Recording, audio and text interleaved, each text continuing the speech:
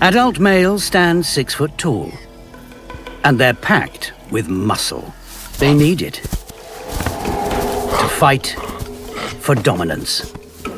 With claws sharp enough to blind an opponent, and kicks so powerful they can damage vital organs. This young male will soon have to step into this arena. It's a daunting prospect.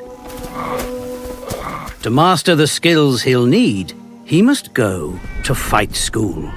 Here, they get to grips with grappling, eye gouging, and most importantly, kicking. It's hard to pull off. To hit the mark, he must learn to use his tail like a fifth limb. It's designed to take his weight and add stability. After 6 months, his training's complete, and he's fully grown. Now he'll have to earn his place on this grassland.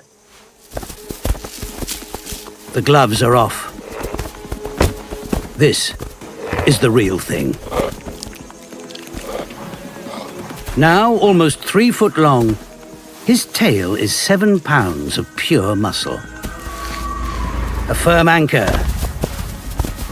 He saves his strength, and then lands a punishing body blow. Powerful enough to stop his opponent in his tracks. With the skills he's learned, he's one step closer to becoming a champion.